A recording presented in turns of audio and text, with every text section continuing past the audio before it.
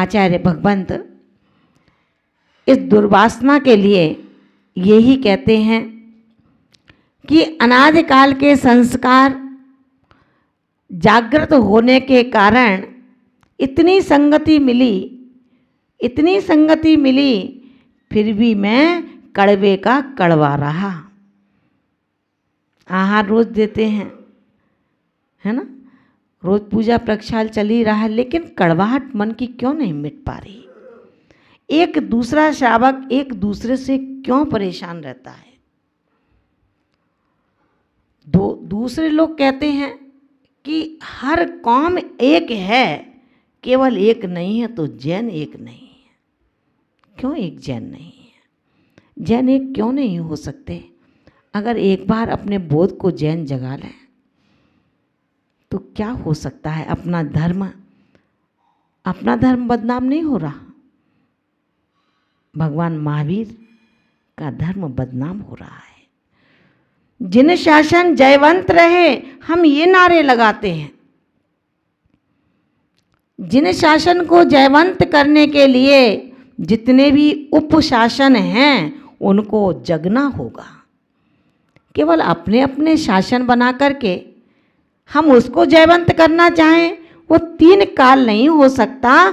ठीक उस तरह कि एक पौधा जो गमले में लगा हुआ है, अगर जड़ सूख रही है तो उसकी टहनियाँ, शाखाएं अपने आप धीरे धीरे सूख जाएंगी। उसमें केवल जल देते रहेंगे तो तात्कालीन हरी लगेंगी, लेकिन वो वास्तव में सूखी हुई हैं, सूखी की सूखी रहेंगी। हम अपने अपने शासन ना बनाएं, अपने अपने संग ना बनाएं, वरन जो भगवान महावीर की देशना है, उस देशना के आधार पर समूचा जैन एक हो जाए। दिगंबर संप्रदाय की जहाँ बात आती है, आचार्य भगवंत कहते हैं, अंतरात्मा अपने यथार्थ स्वरूप को जानते हुए भी अनादिकालीन संस्कारों के कारण अपनी दुर्वासनाओं को छोड़ नहीं पा रही। दीक्षा ले लिया, महाव्रत ले लिया, तपस्या त्याग में है। हम दूसरों को उपदेशित कर रहे हैं, लेकिन वो उपदेश श्रावक को कहाँ लग पा रहे हैं? श्रावक जो घर में है, जो बड़ा है, वो छोटों को प्रेरणा दे रहा है कि भैया रात में मत खाओ बेटा, बाजार के बिस्किट मत खाओ बेटा, लेकिन खुद का त्याग नहीं है, बाजार की कचौड़ी खा रहा है। बाजार की कचौड़ी घर में लाकर के खाए फिर भी सही, लेकिन बाजार में ही खा रहा है। और उम्र कितनी है? 70-75 साल की। बताइए, रसना ही अपने वश में नहीं है, रसना भी अवश्य चल रही है। ऐसी आत्मा को जिसमें, जिसकी रसना में कचौड़ी का स्वाद चल रहा हो, आचार्य भगवंत कहते हैं, तू मंदिर के अभिषेक करने से लाभ क्या है? उस कचौड़ी में जब गंध है तेरे स्वाद की, तो अपनी गुप्ती का आप गोपन नहीं कर पा रहा। रे श्रावक, खाने दे कचौड़ी बच्चों को। अब तो तू इन कर्मों को चूर चूर करने की कचौड़ी खा। वो कचौड़ी तेरे अणुव्रतों की है, ग्रहण कर ले अणुव्रत। रोज रोज समझाया जा रहा है। डरते हैं कि कोरोना आ गया है, बहुत भय लगता है। कोरोना से तो भय है, लेकिन कर्म रूपी जो कोरोना मेरे सिर पर सदियों से घूम रहा है, उसका किंचित भी भय नहीं है। नहीं डरते ना उससे। कर्मों से यदि डरने लगो तो सच कहते हैं कोरोना आपसे डरने लगेगा। क्योंकि आप कर्मों से नहीं डरते और कोरोना से डरते हो। ये तो वही बात हुई जो एक किसान का जब गधा नहीं आया लौटकर, उसने सोचा आ जाएगा अपने आप। बीहड़ जंगल में उसकी झोंपड़ी थी, तो झोंपड़ी होती है, झोंपड़ में रहने वाले आत्माओं को डर लगता है बरसात का। अनायास एक मनीषी पुरुष उस रास्ते से गुजर रहा था, देखा कि अंधकार घिराया है, अब आजू बाजू में कहीं कोई जगह मिले तो विश्राम ले लेना चाहिए। दूर क्षेत्र में स्थित एक छोटे से दीपक की टिमटिमाहट उसे दृष्टिगोचर हुई। उसने कहा इसी ओर बढ़ूं जहाँ दीपक मंदिम मंदिम रोशनी दे रहा है। वो मनीषी आत्मा उस ओर बढ़ता है और उसकी झोंपड़ पर पहुँच कर के दरवाजे को नॉक करता है। दरवाज़ा खुलता है, अंदर से एक वृद्ध निकलता है। बोले कौन है आप? बोले भैया मैं राहगीर हूँ, लेकिन अब अंधेरा गिराया है, क्या तुम मुझे एक रात्रि के लिए अपनी इस झोंपड़ी में जगह दे सकते हो? उसने कहा हाँ आओ, इस झोंपड़ी में रात्रि गुजारो। उसने अपनी झोंपड़ी में रात्रि के लिए शरण दी। वार्तालाप चल रहा था दोनों का। झोंपड़ के पीछे अपना गधा बांधता था। उस मनीषी आत्मा ने कहा कि बाबा बीहड़ जंगल में रहते हो, तुम्हें डर नहीं लगता? उस बाबा ने कहा हाँ मुझे डर नहीं लगता। तो बोले डर नहीं लगता, कितना बीहड़ जंगल है। तो बोले मुझे नहीं डर लगता। बोले इस जंगल में शेर भी तो रहते होंगे। तो बोले शेर रहें चाहे शेर का शेर रहे, मुझे किसी से डर नहीं लगता। अगर डर लगता है तो मुझे टपका से डर लगता है।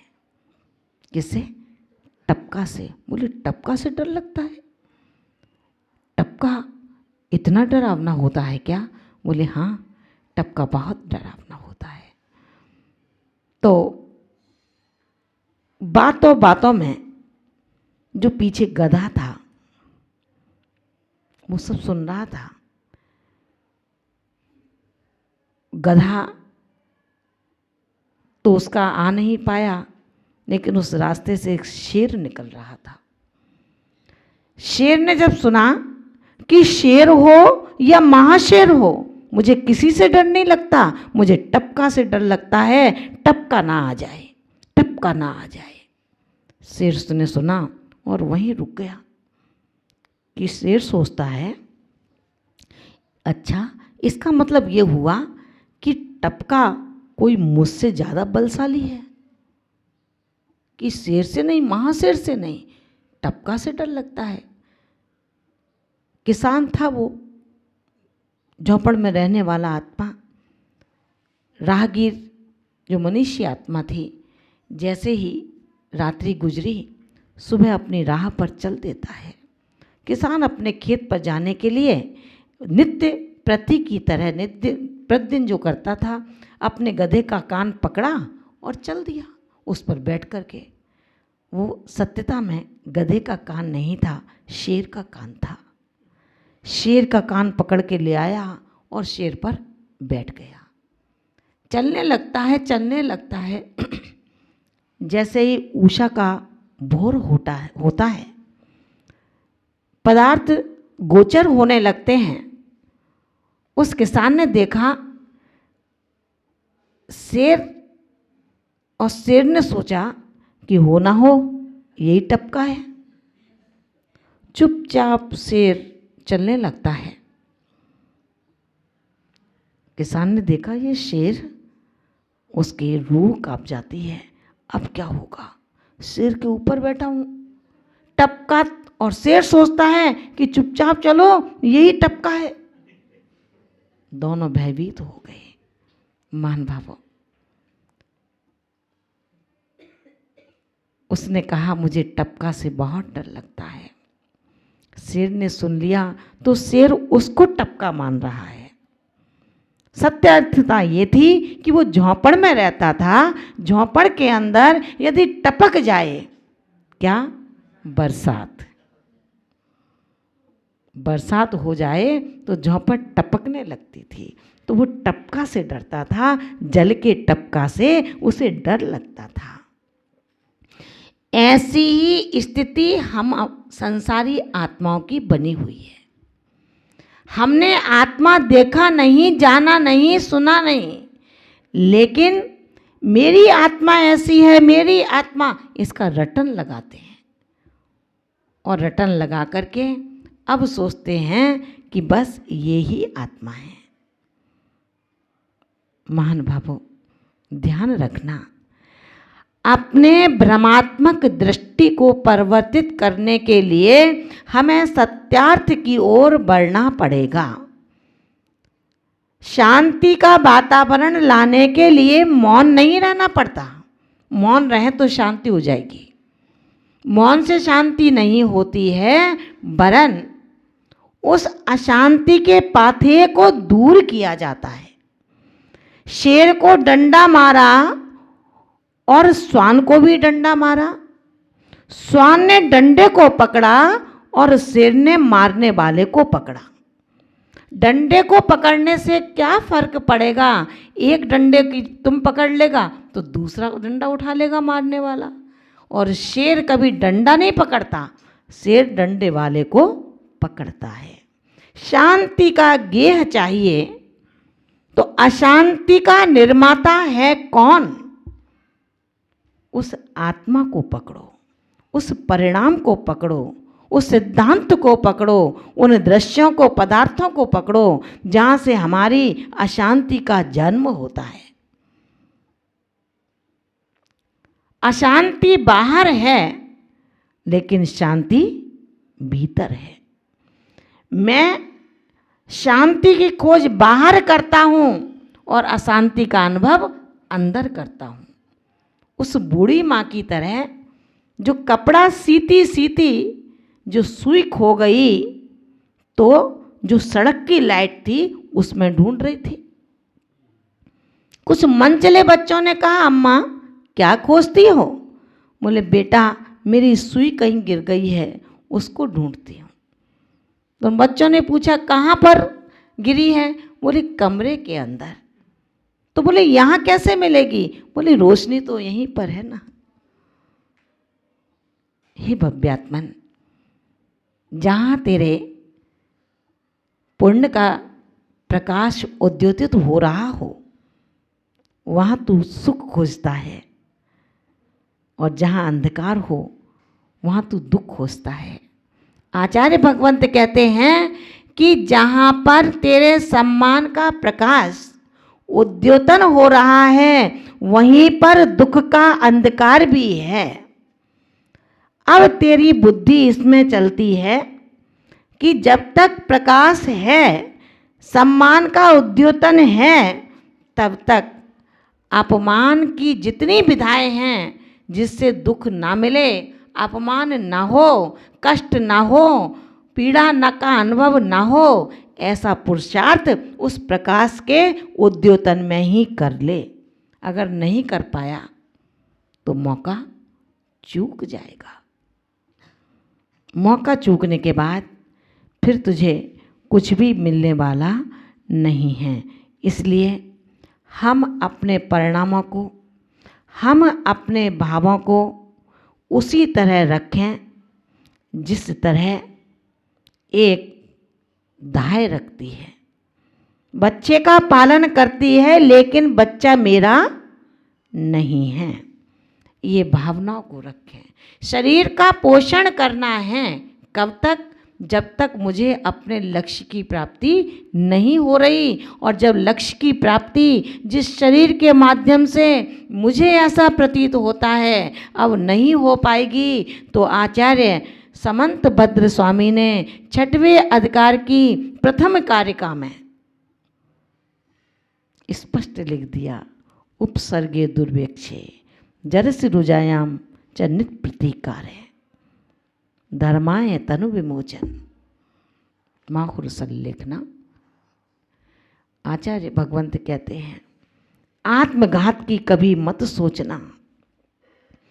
मैं जीवित रहूं ये इच्छा नहीं करता सम्यक दृष्टि ज्ञानी आत्मा, न मरने की इच्छा करता है। लेकिन उपसर्ग के आने पर, वृद्धावस्था के आने पर, ऐसी बीमारी के आतंक के आने पर जिसको प्रतिकार नहीं है, ऐसी स्थिति में इस तन को धर्म के लिए विमोचन कर देना चाहिए। लेकिन चारित्र के चित्र पर कभी भी चित्रल आचरण का भाव नहीं बनाना चाहिए। प्रतिदिन की प्रार्थनाएं हे आत्मज्ञ तेरी व्यर्थ नहीं होंगी। प्रार्थनाओं में ताकत है, प्रार्थनाओं में शक्ति है। अगर अपनी प्रार्थना से स्वमन की स्थापना करना चाहता है तो सच जैन दर्शन कहता है, तू बात कर अपने भगवान से, तेरी बात भगवान सुनेंगे।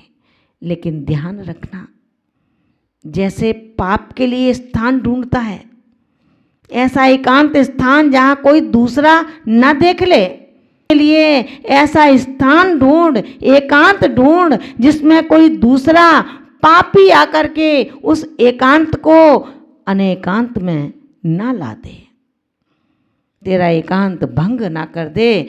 अपने से जब मिलना होगा एकांत में मिलना होगा, एकांकी होगा, तभी तुझे अपने आत्मदेव से मिलने का, कुछ कहने का, प्रार्थना से स्व की स्थापना का तुझे अवसर प्राप्त होगा। अगर तू प्रार्थना के साथ अपनी स्थापना नहीं करना चाहता, केवल शब्दों की प्रार्थना करना चाहता है, तो हे साधक निश्चित मान करके चलना, तेरी आत्मा में, तेरे आत्मा से आत्मा के लिए, आत्मा के द्वारा कभी भी स्थापना संभव